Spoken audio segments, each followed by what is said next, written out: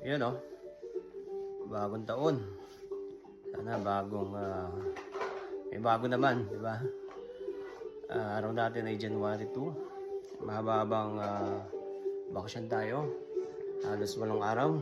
Wala tayong ginawa kundi matulog, manood, kumain. At ganun din yung mga bata. At walang pasok. Ito, papakita ko sa inyo. Ito, naglaro. At yung isa naman, tulog pa. At yung labas natin ay hindi mo na makita yung kapitbahay. So, yung snow natin ay sobrang kapal ngayon. Sobrang taas. Hindi katulad last year ay hanggang, alam mo yan, paalang. Ngayon hanggang tuhod. So, yun, lagi natin nililinis yung harap natin. Doon, sa may walkway. Kasi pag may nadulas ay pwede ka nila i-reklamo at singilin sa perwisyo. Eh, kung mabalian sila ng buto, yan, papagamot mo sila. So, ayan din, oh, may mga bakas ng rabbit siguro yan, or pusa.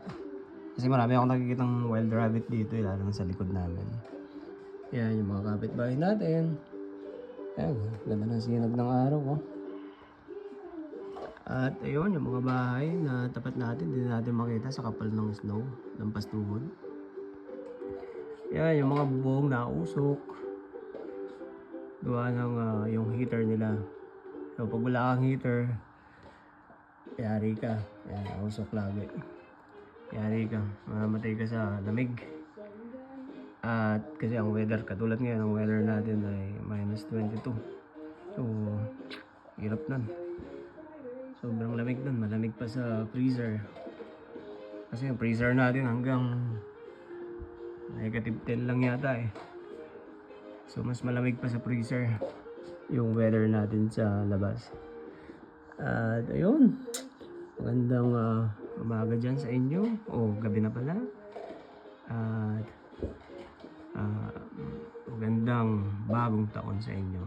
Sana makamit natin lahat ng gusto nating mangyari sa ating mga buhay. At yun, maraming salamat at bye!